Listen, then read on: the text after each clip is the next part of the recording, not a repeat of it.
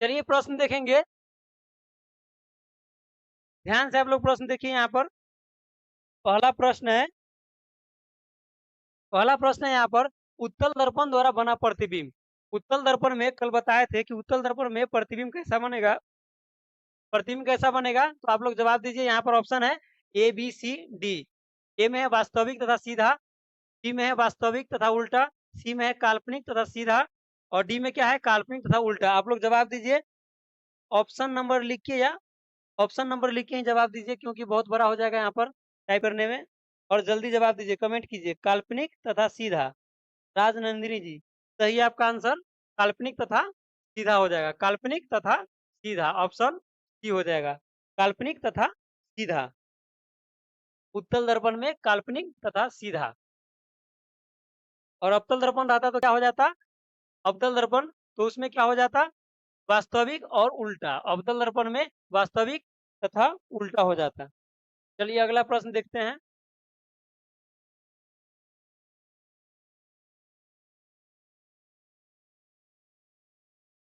अगला प्रश्न है, गोलीय दर्पण की फोकस दूरी उसकी वक्रता त्रिज्या की डैश होती है। गोलीय दर्पण जो होता है उसमें फोकस दूरी जो होता है, फोकस दूरी वक्रता त्रिज्या का कितना होता है, वक्रता त्रिज्या का कितना होता है। तो यहाँ पर देखिएगा, ये दर्पण है, ये दर्पण है।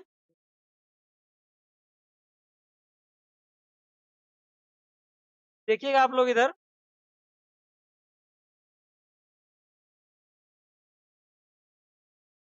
ये कौन सा दर्पण है आप लोग बताइएगा।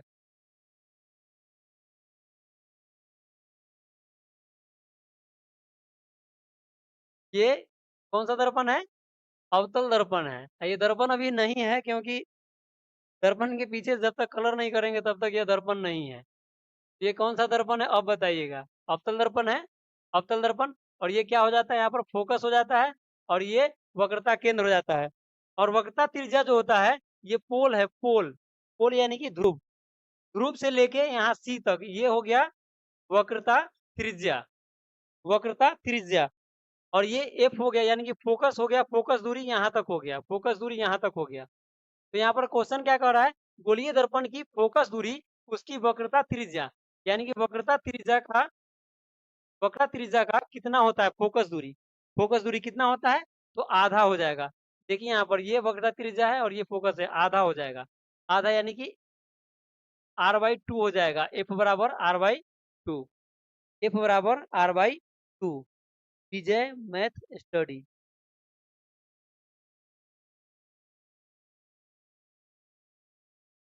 चलिए अगला प्रश्न देखेंगे यहाँ पर।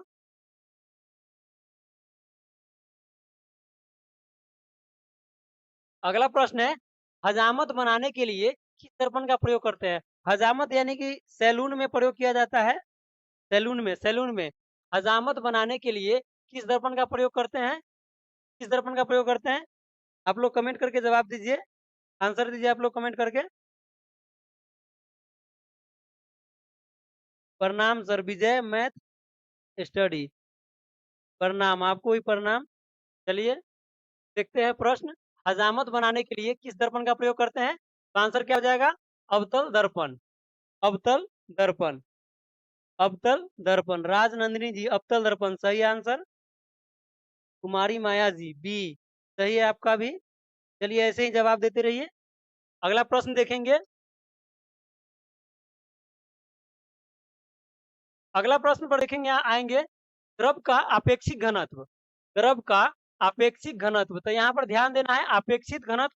और एक प्रश्न क्या आता है, सापेक्षिक आर्द्रता या अपेक्षित आर्द्रता। तो यहाँ पर देखेंगे आंसर क्या हो जाएगा अपेक्षित घनत्व का, हाइड्रोमीटर। Hydrometer, hydrometer. और ये क्या हो जाएगा, हाइग्रोमीटर क्या हो जाएगा, अपेक्षिक आर्द्रता का, अपेक्षिक आर्द्रता का। बी, आंसर बी सही है। और ये 3 ऑप्शन है, इसके बारे में भी थोड़ा देख लेंगे। ये क्या हो जाएगा, हाइग्रोमीटर में किसका माप करते हैं, तो अपेक्षिक आर्द्रता का, अपेक्षिक आर्द्रता का। और रेन गेज के द्वारा किसे मापते हैं, तो वर्षा, वर्षा को मापते हैं, वर्षा मापक यंत्र। वर्षा मापक यंत्र क्या है, रेन गेज। रेन गेज से वर्षा को मापते हैं। और ये ओडोमीटर है, ओडोमीटर। ओडोमीटर से क्या मापते हैं, आप लोगों को कल बताए थे मापक यंत्र, आप लोग जवाब दीजिएगा। ओडोमीटर, ओडोमीटर में क्या मापते हैं? वाहन द्वारा तय की गई दूरी को, वाहन द्वारा या पहिए के द्वारा तय की गई दूरी को, पहिए के द्वारा तय की गई दूरी को मापते हैं ओडोमीटर में। तो चलिए अगला प्रश्न देखते हैं अब। अगला प्रश्न है, अगला प्रश्न है दूध की शुद्धता, दूध की शुद्धता जो मापते हैं, दूध की शुद्धता जो मापते हैं वह किस यंत्र से मापते हैं? आप लोग कमेंट करके जवाब दीजिए। संदीप जाटव जी, 5 नंबर, 5 नंबर का ए लैक्टोमीटर सही है आपका जवाब। लैक्टोमीटर आंसर क्या हो जाएगा? लैक्टोमीटर, लैक्टोमीटर आंसर हो जाएगा। और ये 3 ऑप्शन है, इसके बारे में भी देख लेंगे। फैदोमीटर, फैदोमीटर का प्रयोग कहाँ करते हैं? किसे मापने में फैदोमीटर का? फैदोमीटर का बताइएगा आप लोग। फैदोमीटर का समुद्र की गहराई, समुद्र की गहराई, समुद्र, समुद्र की गहराई, गहराई, समुद्र की गहराई मापते हैं फैदोमीटर। और हाइग्रोमीटर से अभी ऊपर बताए हैं, ऊपर वाला प्रश्न में क्या था? 4 नंबर में हाइग्रोमीटर, हाइग्रोमीटर क्या? अपेक्षिक आर्द्रता, अपेक्षिक आर्द्रता। और टेकोमीटर से क्या मापते हैं? टेकोमीटर से, टेकोमीटर से क्या मापते हैं? वायुयान की गति या मोटर वोट की गति, वायुयान या मोटर वोट की गति मापते हैं, वायुयान या मोटर वोट की गति मापते हैं। अगला प्रश्न देखेंगे। चलिए अगला प्रश्न देखते हैं। 6 नंबर, 6 नंबर प्रश्न है मोटर गाड़ी के चालक के सामने, मोटर गाड़ी के चालक के सामने यानी कि ड्राइवर होता है, चालक यानी कि ड्राइवर के सामने, सामने कौन सा दर्पण रहता है? चालक के सामने कौन सा दर्पण रहता है? तो दर्पण हो जाएगा यहाँ पर कौन सा? उत्तल दर्पण हो जाएगा। आंसर क्या हो जाएगा? उत्तल दर्पण, उत्तर दर्पण। सामने जो रहता है, जो पीछे का दृश्य देखने के लिए, साइड मिरर, साइड मिरर को देखने के लिए उत्तल दर्पण का प्रयोग करते हैं। और अवतल दर्पण का प्रयोग हजामती दर्पण में या सैलून में करते हैं, या गाड़ी के हेडलाइट जो होता है उसमें अवतल दर्पण का प्रयोग करते हैं। अगला प्रश्न देखेंगे। अगला प्रश्न है फोटोग्राफिक, फोटोग्राफिक कैमरा जो होता है, फोटोग्राफिक कैमरा का अभिदृश्यक होता है, फोटोग्राफिक कैमरे का अभिदृश्यक होता है। आप लोग जवाब दीजिएगा 7 नंबर प्रश्न का। 7 नंबर प्रश्न का आंसर क्या होगा? 7 नंबर प्रश्न, 7 नंबर प्रश्न का आंसर क्या होगा? आप लोग जवाब दीजिएगा। फोटोग्राफिक कैमरे का अभिदृश्यक होता है, फोटोग्राफिक कैमरे का अभिदृश्यक होता है। आप लोग जवाब दीजिए, अभी तक आया नहीं कमेंट। संदीप जाटव जी ए, कौन से प्रश्न का है जवाब? प्रश्न नंबर भी लिखिएगा। 6 का ए उत्तल दर्पण, 6 का। 7 का आप लोग बताइएगा, 7 का। फोटोग्राफिक कैमरे का अभिदृश्यक होता है। आप लोग जवाब दीजिएगा।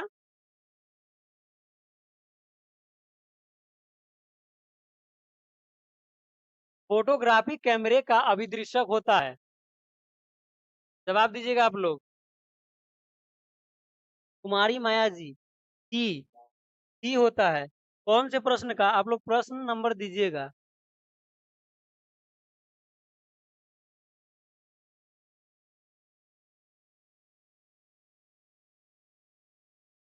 अभिदृश्यक होता है कौन सा?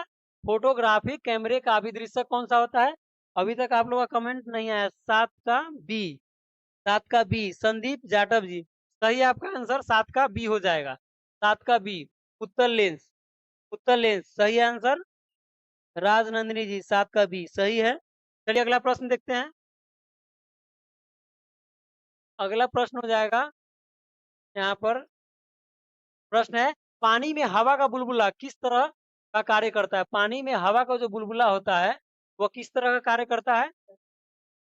किस तरह का कार्य करता है? तो आंसर क्या हो जाएगा इसका? अवतल लेंस, अवतल लेंस, अवतल लेंस। अगला प्रश्न देखेंगे।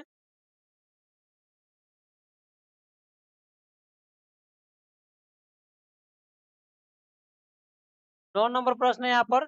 वायुमंडल की आर्द्रता मापी जाती है। वायुमंडल की आर्द्रता जो मापी जाती है, आर्द्रता, आर्द्रता मापी जाती है। अभी हम इससे पहले जो प्रश्न देखे थे उसमें बताए थे, आर्द्रता और घनत्व के बारे में बताए थे। आर्द्रता किसे मापी जाती है? आर्द्रता हाइग्रोमीटर से। हाइग्रोमीटर आर्द्रता हो गया और हाइड्रोमीटर क्या हो गया? घनत्व हो गया। घनत्व, घनत्व हाइग्रोमीटर, हाइग्रोमीटर, हाइग्रोमीटर। और बैरोमीटर से वायुमंडल की दाब, वायुमंडल की दाब बैरोमीटर से। और अल्टीमीटर से क्या मापा जाता है? अल्टीमीटर से क्या मापा जाता है? आप लोग कमेंट करके बताइएगा। अल्टीमीटर,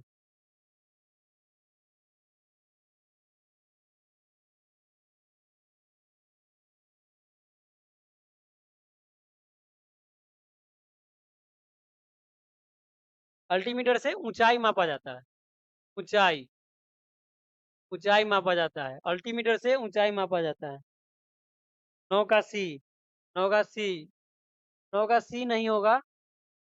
हाई, यहाँ पर आर्द्रता, आर्द्रता को हाइग्रोमीटर मापते हैं। नौ का ए हो जाएगा, नौ का ए। कुमारी माया जी आपका गलत है, आंसर ए हो जाएगा। अब सही है। 10 का भी दे दिए जवाब। भूकंप मापी यंत्र 10 का ए सही है, 10 का ए। 10 नंबर प्रश्न क्या है? भूकंप मापी यंत्र कौन सा है? तो सिस्मोग्राफ, सिस्मोग्राफ। और कार्डियोग्राफ में किसका प्रयोग करते हैं? कार्डियोग्राफ, कार्डियोग्राफ से क्या मापा जाता है? तो हृदय की गति, हृदय की गति, हृदय की गति, हृदय, हृदय की गति, गति मापते हैं कार्डियोग्राम से, कार्डियोग्राम से, कार्डियोग्राम से।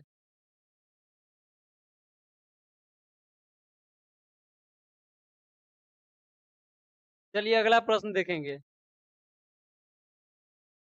अगला प्रश्न है, ध्वनि की तीव्रता मापी जाती है। ध्वनि की तीव्रता मापी जाती है किसमें? ध्वनि की तीव्रता, तो आंसर हो जाएगा डेसिबल में, डेसिबल में। आंसर हो जाएगा डेसिबल में। और आवृत्ति, आवृत्ति, आवृत्ति को मापते हैं,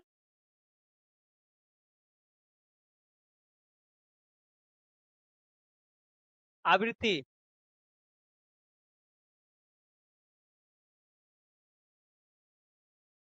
तरंग दैर्घ्य को मापते हैं आवृत्ति में।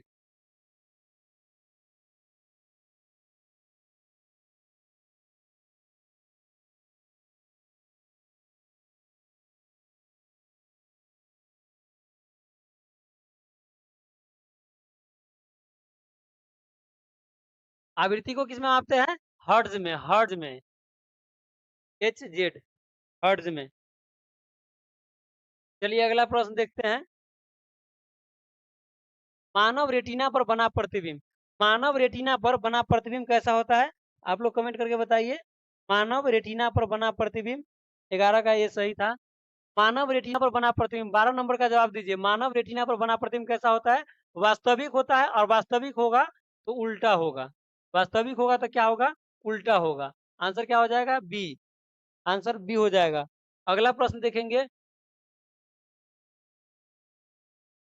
13 नंबर प्रश्न है, जब कोई वस्तु को दो समानांतर समतल दर्पण के बीच रखी जाती है, जब कोई दो वस्तु को समानांतर, दो समानांतर समतल दर्पण के बीच रखी जाती है, रखी जाती है, तो उससे बनने वाला प्रतिबिंब, प्रतिबिंब की संख्या क्या होगी?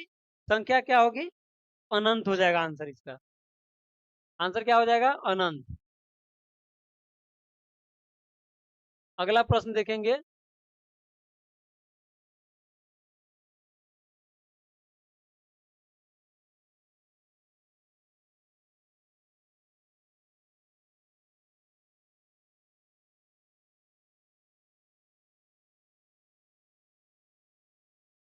14 नंबर प्रश्न देखेंगे यहाँ पर। हृदय की गति, हृदय की गति सुनने के लिए किस यंत्र का प्रयोग करते हैं? हृदय की गति सुनने के लिए किस यंत्र का प्रयोग करते हैं? हृदय की गति, आंसर हो जाएगा क्या? सी हो जाएगा, सी, स्टेथोस्कोप। हृदय की गति या फेफड़े की गति सुनने के लिए स्टेथोस्कोप का प्रयोग करते हैं, स्टेथोस्कोप का। और गायरोस्कोप का प्रयोग कहाँ पर करते हैं? गायरोस्कोप का प्रयोग कहाँ करते हैं? घूमती हुई वस्तु की गति मापने में, घूमती हुई वस्तु की गति मापने में, घूमती हुई वस्तु की गति मापने में। और स्ट्रोबोस्कोप, स्ट्रोबोस्कोप का प्रयोग कहाँ करते हैं? तो आवर्ती गति, आवर्ती गति को मापने में, आवर्ती, आवर्ती, आवर्ती गति को मापने में स्ट्रोबोस्कोप का प्रयोग करते हैं। आवर्ती गति का मापने में स्ट्रोबोस्कोप का प्रयोग। अगला प्रश्न है, वायुमंडलीय दाब की माप की जाती है। वायुमंडलीय दाब की माप की जाती है। वायुमंडलीय दाब की माप करते हैं किससे? तो बैरोमीटर से। आंसर क्या हो जाएगा? D, barometer. डी हो जाएगा बैरोमीटर। बैरोमीटर। इलेक्ट्रोमीटर से दूध की शुद्धता मापते हैं, और मैनोमीटर से, मैनोमीटर से, मैनोमीटर से क्या मापते हैं? कमेंट करके बताइए। मैनोमीटर से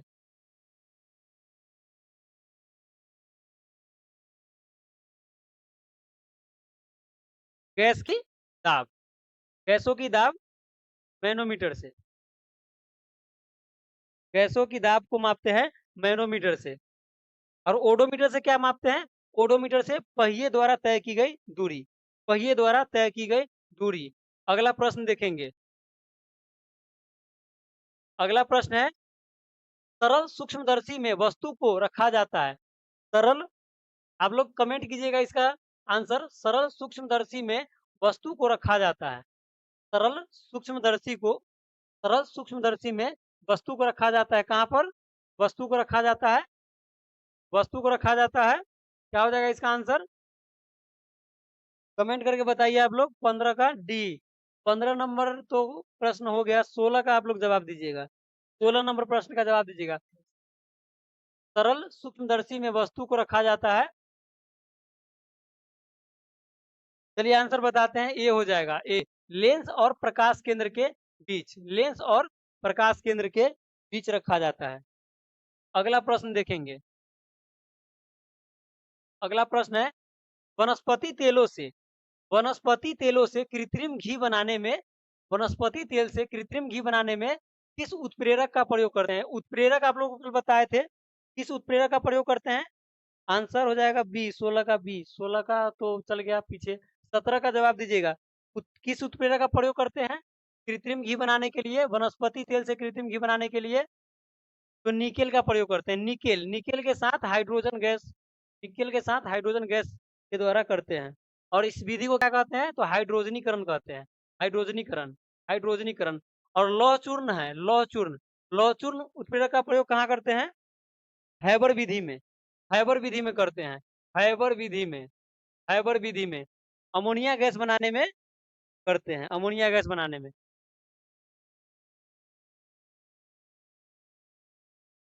अगला प्रश्न देखेंगे।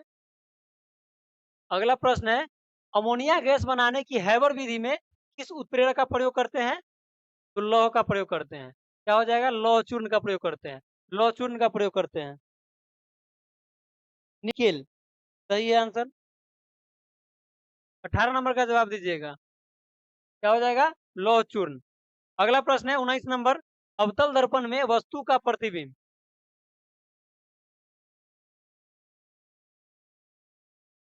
19 नंबर प्रश्न है, अवतल दर्पण में वस्तु का प्रतिबिंब दर्पण के पीछे, दर्पण के पीछे काल्पनिक, सीधा तथा वस्तु से बड़ा होता है, वस्तु से बड़ा होता है। कहाँ पर? जब वस्तु को कहाँ पर रखा जाए, वस्तु को कहाँ पर रखा जाए कि उसका प्रतिबिंब जो है दर्पण के पीछे बने, काल्पनिक बने और सीधा बने। तो कल 6 प्रतिबिंब बताए थे आप लोगों को, जिसमें से एक प्रतिबिंब जो था, छठा प्रतिबिंब, वह दर्पण के पीछे बना था। कहाँ पर रखने पर?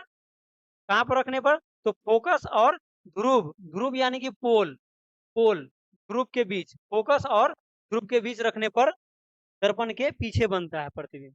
19 का डी, विजय मैथ स्टडी। हाँ सही है आपका आंसर। चलिए ऐसे ही ध्यान दीजिए।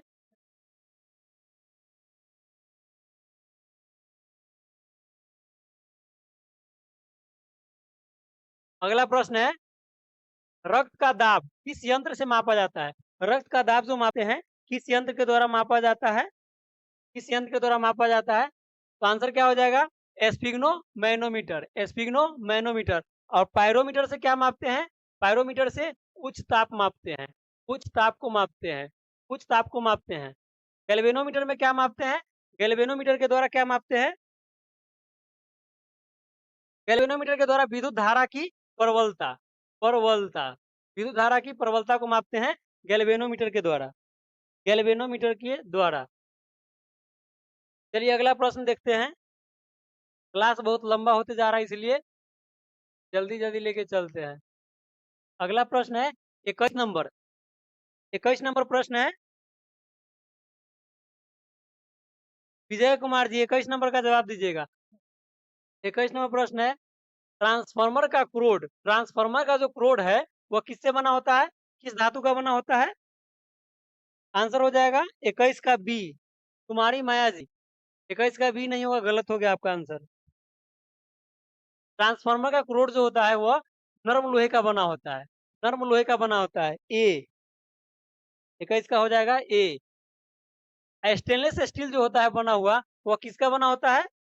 आप लोग जवाब दीजिएगा।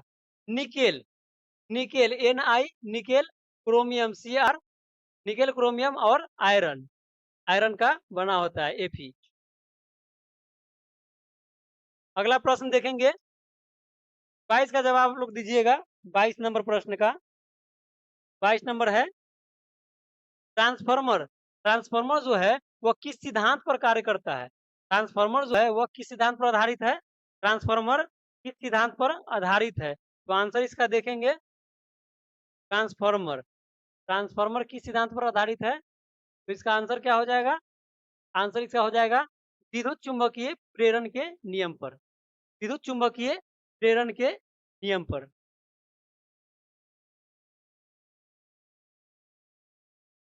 21 का ए सही है।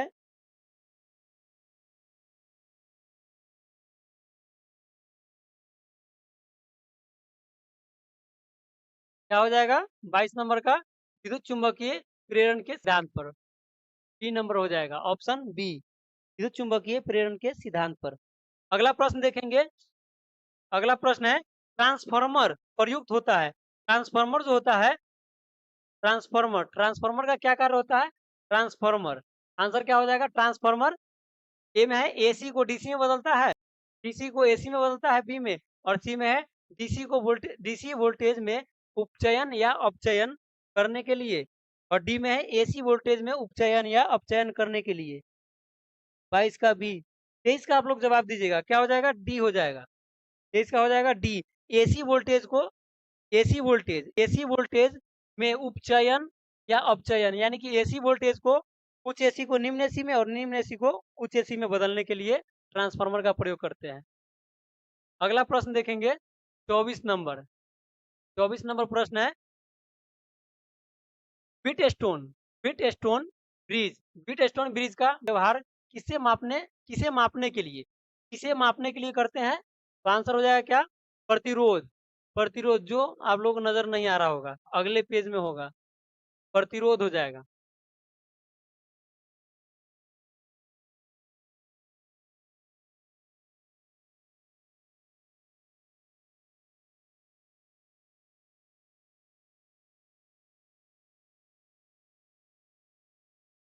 24 नंबर का प्रश्न का क्या होगा आंसर? प्रतिरोध हो गया, प्रतिरोध।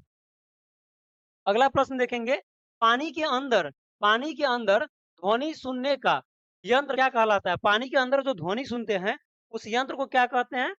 क्या कहते हैं पानी के अंदर? तो आंसर क्या हो जाएगा? डी हो जाएगा, हाइड्रोफोन, हाइड्रोफोन के द्वारा, हाइड्रोफोन के द्वारा। हाइड्रोमीटर के द्वारा क्या मापते हैं?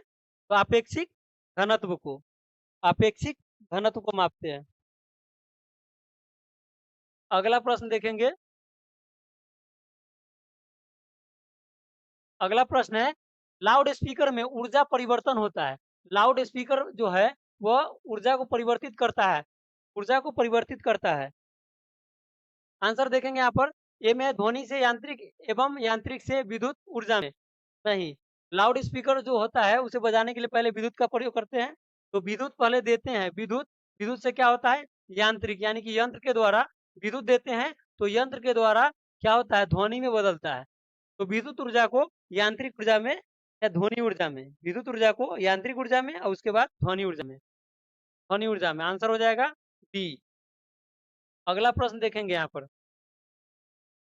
अगला प्रश्न है 27। 27 है, निम्नलिखित में से किस यंत्र में यांत्रिक ऊर्जा विद्युत ऊर्जा में परिवर्तित हो जाता है? यांत्रिक ऊर्जा जो है विद्युत ऊर्जा में परिवर्तित हो जाता है। आप लोग कमेंट कीजिए, आंसर क्या हो जाएगा इसका? डायनमो हो जाएगा। डायनमो डायनमो क्या करता है? यांत्रिक ऊर्जा को विद्युत ऊर्जा में बदलता है। और विद्युत तापमापी क्या करता है?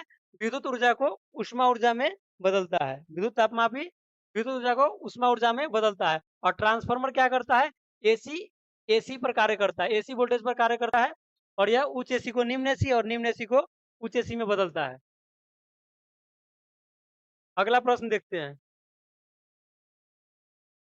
अगला प्रश्न है, निम्नलिखित में से कौन सी युक्ति निम्नलिखित में से कौन सी युक्ति विद्युत ऊर्जा को यांत्रिक ऊर्जा में परिवर्तित करता है?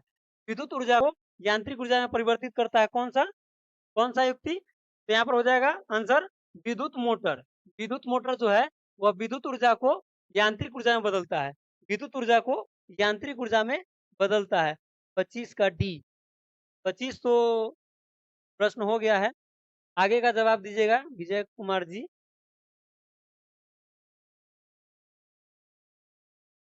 29 नंबर का जवाब दीजिए। 29 नंबर प्रश्न है। 29 नंबर 29 में है, रासायनिक ऊर्जा का विद्युत ऊर्जा में परिवर्तन। रासायनिक ऊर्जा का विद्युत ऊर्जा में परिवर्तन करते हैं किस यंत्र के द्वारा? रासायनिक ऊर्जा का विद्युत ऊर्जा में परिवर्तन करते हैं किसमें परिवर्तन करते हैं? आंसर क्या हो जाएगा? कुमारी माया जी डी। आप प्रश्न लिख के उसके बाद ऑप्शन दीजिएगा, या ए बी सी जो भी हो दीजिएगा। क्या हो जाएगा आंसर इसका? बैटरी हो जाएगा। बैटरी बैटरी क्या करता है? रासायनिक ऊर्जा को विद्युत ऊर्जा में बदलता है। अगला प्रश्न देखेंगे। अगला है 30 नंबर प्रश्न। रेक्टिफायर का प्रयोग रेक्टिफायर का प्रयोग रेक्टिफायर का प्रयोग किया जाता है। रेक्टिफायर का प्रयोग किया जाता है किसमें? उच्च वोल्टेज को निम्न वोल्टेज में बदलने के लिए, निम्न वोल्टेज को उच्च वोल्टेज में बदलने के लिए, डीसी को एसी में बदलने के लिए, एसी को डीसी में बदलने के लिए। आंसर क्या हो जाएगा इसका? आंसर हो जाएगा डी। डी हो जाएगा। एसी को डीसी में बदलने के लिए रेक्टिफायर का प्रयोग करते हैं। अगला प्रश्न देखेंगे।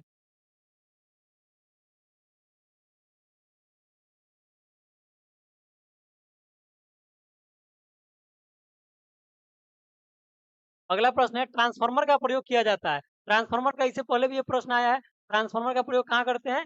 केवल एसी में करते हैं। केवल एसी में करते हैं। उच्च एसी को निम्न एसी, निम्न एसी को उच्च एसी में। इतना बार बोल दिया जा रहा है कि आप लोगों को याद हो जाएगा। केवल सुनिएगा ध्यान से तो याद हो जाएगा। चलिए अगला प्रश्न देखते हैं। अगला प्रश्न है, टेलीफोन लाइन में प्रवाहित ऊर्जा। टेलीफोन जो है, टेलीफोन लाइन जो है उसमें प्रवाहित जो ऊर्जा होता है वो कैसा ऊर्जा होता है? टेलीफोन लाइन में कैसा ऊर्जा प्रवाहित किया जाता है? तो आंसर हो जाएगा विद्युत ऊर्जा। टेलीफोन लाइन में विद्युत ऊर्जा का प्रवाहित किया जाता है, विद्युत ऊर्जा। अगला प्रश्न है, शुष्क सेल में किस तरह की ऊर्जा निहित होती है? शुष्क सेल में किस तरह की ऊर्जा निहित होती है? तो इसका आंसर क्या हो जाएगा? रासायनिक ऊर्जा। रासायनिक ऊर्जा। Option C. 30 का डी। 30 का डी। कुमारी माया जी 30 का हो गया है। 31 का ए। 31 भी हो गया है। चलिए 34 नंबर देखते हैं। 34 नंबर प्रश्न देखते हैं। 34 34। और ये शायद लास्ट प्रश्न है। चलिए देखते हैं इसको। 32 का भी सही है आंसर, लेकिन 32 हो गया है। 34 नंबर देखते हैं। कौन सा यंत्र उच्च एसी वोल्टेज को निम्न एसी वोल्टेज में बदलता है? कौन सा यंत्र उच्च एसी कौन सा यंत्र उच्च एसी वोल्टेज को निम्न एसी वोल्टेज में बदलता है? आप लोग जवाब दीजिएगा। बदलता है। जवाब दीजिएगा आप लोग। कुमारी माया जी लास्ट प्रश्न है 34 नंबर, इसका जवाब दीजिए आप लोग। 34 नंबर का जवाब आप लोग दीजिएगा। क्या हो जाएगा आंसर इसका? अभी 2-3 बार ये वाला प्रश्न रिपीट हुआ है। इसका आंसर हो जाएगा ट्रांसफार्मर। कहाँ है? डी में है। ऑप्शन डी में है। क्या है? ट्रांसफार्मर। ट्रांसफार्मर। ट्रांसफार्मर। और ये लास्ट प्रश्न है। फिर मिलते हैं कल। चलिए अब इतना ही। धन्यवाद जुड़े रहने के लिए आप लोगों को। गुड नाइट मेरे लिए, बस मेरे तरफ से गुड नाइट। और आगे का जो है वो आ रहे हैं, शशिकांत सर आ रहे हैं, आज उनका हिंदी का है, हिंदी बताएँगे। आइए शशिकांत सर।